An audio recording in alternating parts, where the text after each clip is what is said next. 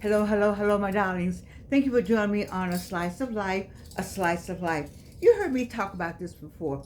45, 55, 65, and 75 years old.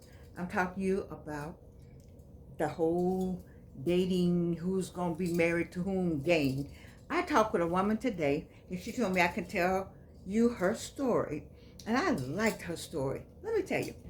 So, she worked in a certain place, and a gentleman came up and said something to her at the certain place, and she was at work, and so they had a nice conversation. He said, "I want to give you my card. Is that okay?" And she said, "Mm-hmm. You know how we do. Well, I'll take your card." She put the card in her jacket pocket. People, she put the card in her jacket pocket. All right. So she takes the jacket, goes home, hangs up the jacket. Weather changes, seasons change. 6 months later, 6 months later, she needed a sweater to put on. She said, "Oh, there's that sweater still hanging up there. Let me get that sweater." You got me? You see where this is going? So she gets the sweater, puts the sweater on. Who shows up 6 months later? She had not seen this man. He shows up on the same day that she got on the sweater. He says, "You didn't even call me." I like that. He says, "You didn't even call me. I bet you don't even have my card." And she said, "Yes, I do." She patted it in the pocket because she never moved the card from the very first day that he gave her the card. And she said, "Here's your card." He said, "Okay." He said, "You're going to be my wife." She's like, "Yeah, right." Well, they've been married 2 years now. That's a story.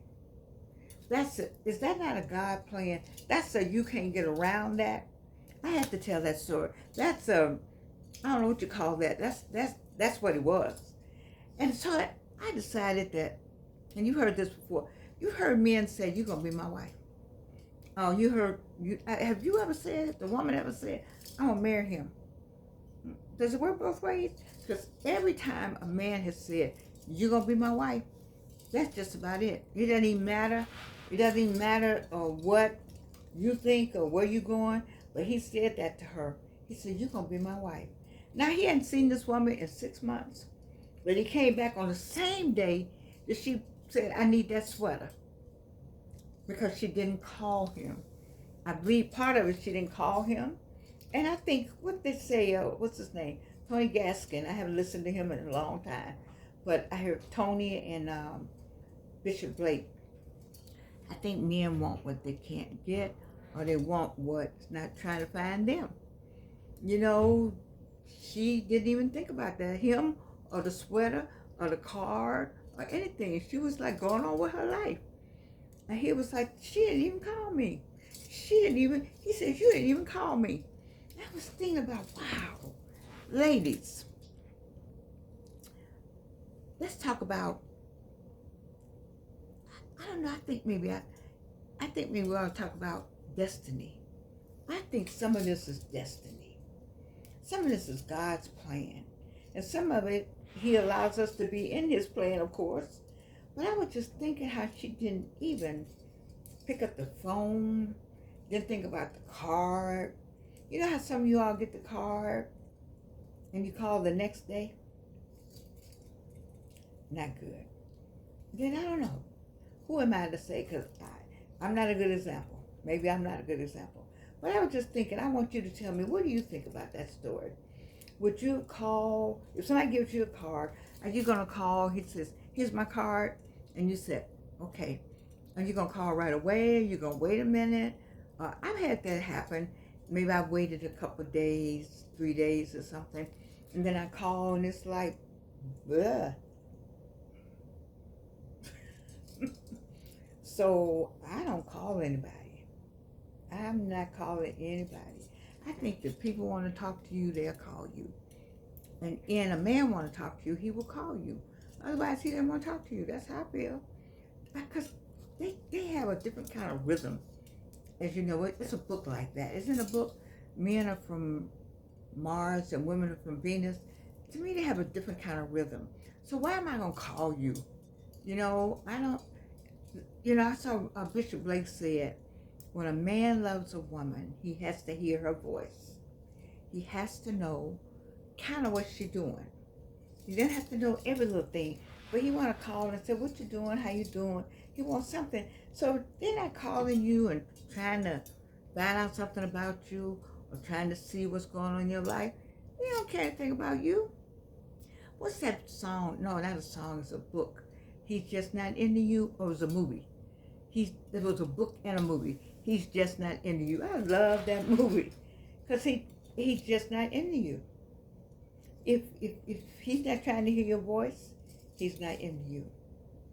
If he's not trying to see where you are, and I don't mean where you are like a tracking kind of craziness, but I think it's something about just knowing if you're okay, that you need something, do you need me to do something?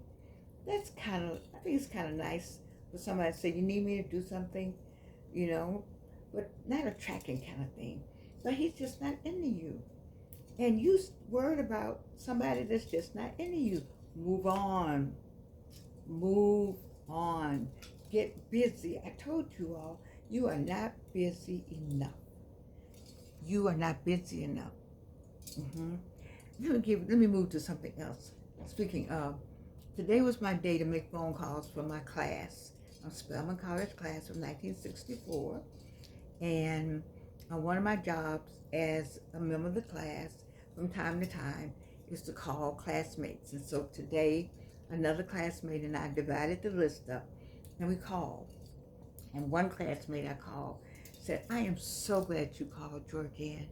She said, I was sitting here feeling down in the dumps. And she said, I was just wondering what was going on in my life.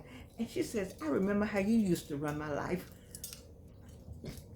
And I said, I sure did, didn't I? She said, you did. And she said, I just missed you so much. And it made me feel so good to talk with her. And I was thinking, you know what? We should call one another more. People are texting, but I'd love to have a phone call from a friend. I have a friend now, I need to call her back. 2 people I need to call back today. It's been that kind of day, though, for me. Maybe 3 people I need to call back. But it just felt so good to hear her say that. But I bet you have some people out there that need to hear from you. There's so much going on in the world. Did you see where the tsunami and then some plane today, I don't have the whole story. I haven't talked to my daughter about this other plane. Did the pilot have to jump out in a parachute? What? I know we got to get on airplanes to go somewhere. I know. But it's just hard for me, just the idea of getting in one right now. It's just not working for me. I can't do it. I want you all to go everywhere you want to go. Don't be a scared cat like me, but I just can't do it. I cannot do it. There's too much going on up there, and I don't know what's going on up there. So I think I'll just stay on the ground till the Lord tell me I can go up there. He hasn't told me that yet. And so in the meantime, in between time, I may be missing out on a lot of things. I'm sure I am, a lot of places. I retired from the airline, so I can go anywhere in the world I want to go. But I just can't get up on that airplane. I don't know what to think about all that. But what was I talking about before that? Just talking about life and living and people calling and saying hello. Have you called anybody lately and just said hello? Don't send a text. Pick up the phone and say hello, how you doing? I mean, when she told me that, she was so glad to hear my voice. And there were 2 or 3 of them that said, I'm so glad to hear your voice. Because it's older, we're getting old. I'll be 83 Saturday. It's finally coming up on me. And I told some of them, they said, well, I'm already 83. We had some young'uns, so some are just turning 81. Yeah, because we had young, at Spelman and Morehouse at the time, I don't know about anywhere else, they took people at 15. My roommate was 16, I think. But you went to school, I think Maynard was 14, or Dr. King was 14. And when you could go to college and high school back then. But I said all that to say that we all are, it's supposed to say, up in age now. And they were so glad to hear my voice. Our voices sound the same. It may have a little crackling here and there, but we got the same intonation. And so you can hear the person's voice and just to be so happy because we remember how we were as freshmen, first year students, because we used to be called freshmen, we weren't called first year students, we were called freshmen. So happy to talk to one another. Here we are now in our 80s. God is good. God is good to have us still on the earth. I think about my own aging process. 45, I want you to come on over and make it to me. Make it to me. Because many of them asked me in the middle of the conversation, some asked me my name again. I wasn't sure they asked me my name again because they didn't hear it well. They haven't heard from me in a long time. Or we all have that moment. I had to ask Dr. Monique Earl Lewis. I know her well. I asked her, who am I speaking with? I did that. It was frightening to me to ask that. It was frightening to me to ask, with whom am I speaking? And I had been on the phone quite a while. I tell you, aging has, it's not for everybody. But the one thing about it, all of you going to be over here with me. All you 45-year-olds, and your 55-year-olds, and your 65-year-olds, and 75-year-olds, you got to get over here with me. You got to get to me. And so how you going to get to me? You're gonna stay busy. You don't let yourself get into a place where you don't feel good about yourself. We got all kind of things that's happening. You want to look like this. You want to look like this forever. Of course you do. You want to look like this forever. You want to look like this just forever. But you're not going to look like this forever. This is not a forever thing. You're going to look like this. And you could get you an effect. I forgot to find the effect on here. Oh my goodness, my daughter told me it's a place on here that'll blend out some of this. I need me an effect. I know on TikTok. Did you all see my pictures on TikTok? Ooh, that Georgianne. Well, anyway, I just want to talk to you about connecting and communicating and loving on yourself. Connecting, communicating, and loving on yourself. Connecting with the elements, connecting with the earth, wind, and fire. Connecting with life, connecting with the Lord, of course, connecting with your neighbors, connecting with your family. Connecting. Just connecting with yourself. You see, I have some come to Jesus meetings with myself. I got so many different things going on that I'm frightened sometimes. I am frightened sometimes at the little things that keep going on. I just get tired of, but when I get tired of feeling like I'm tired, I think about how sick I was.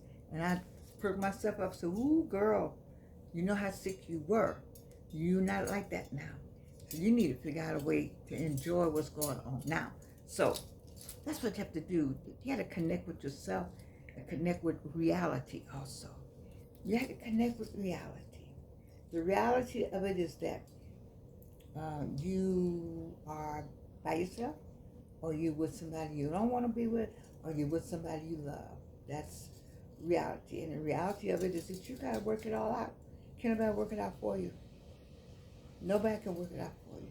And then there's community, and then there's love for yourself and your family, and just awareness and knowledge, and reading books and turning on good music. Have you ever just been in the house and turned on a Greg Reporter just by yourself? Oh my God. Or turn on any song, anybody.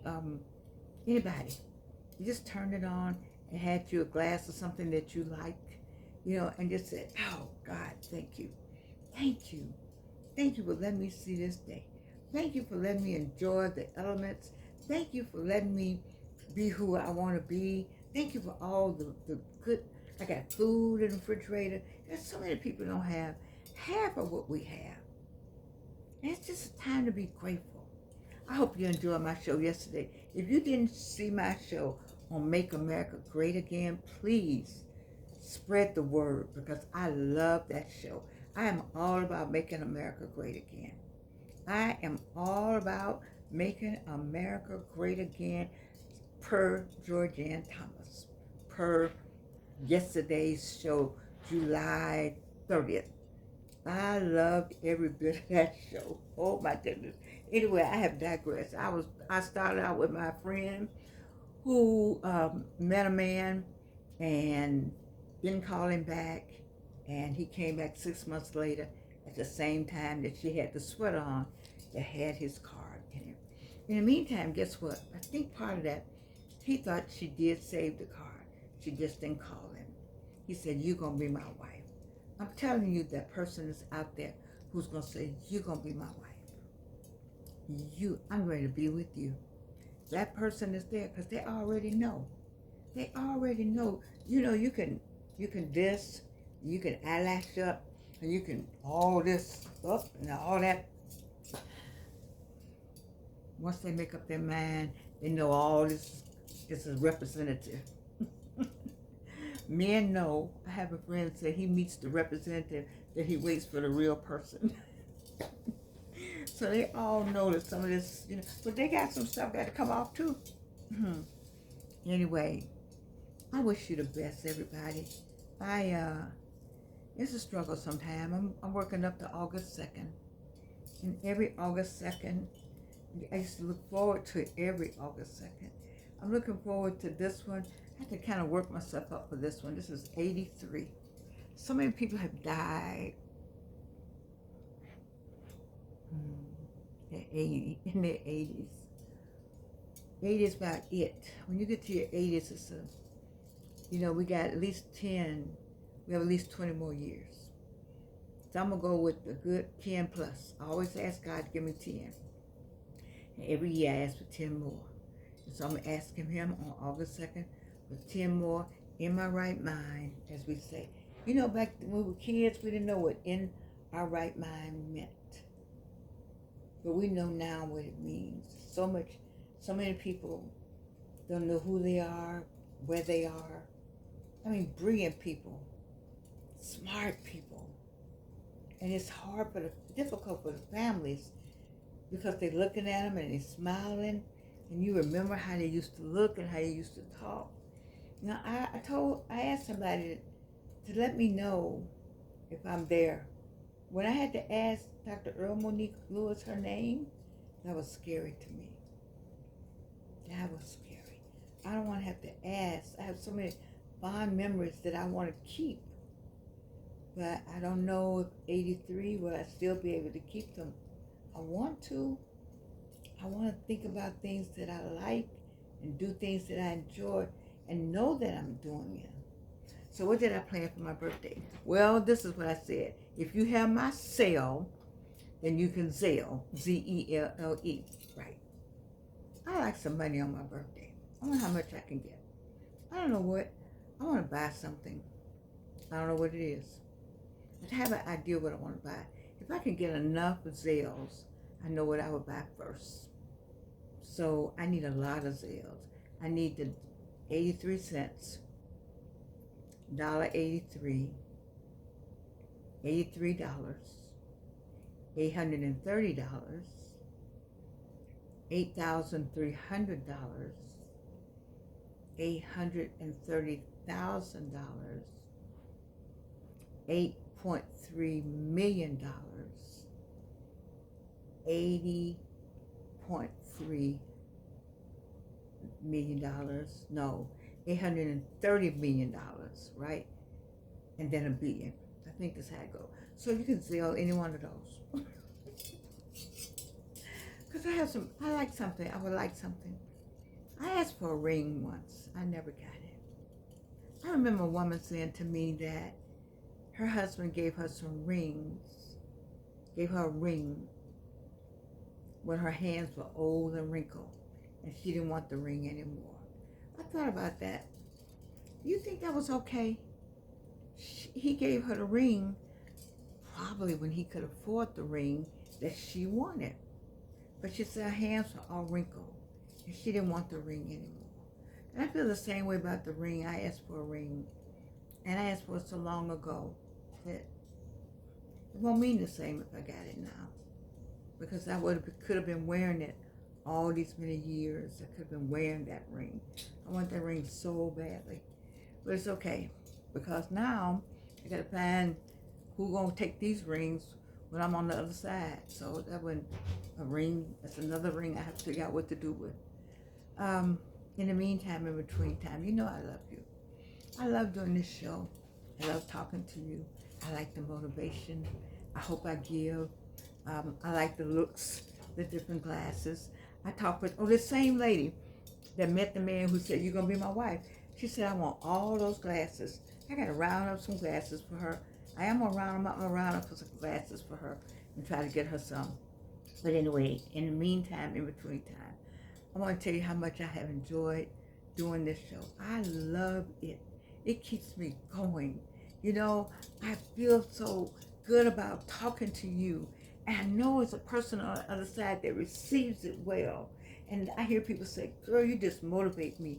You keep me going. Because all of y'all are younger than me.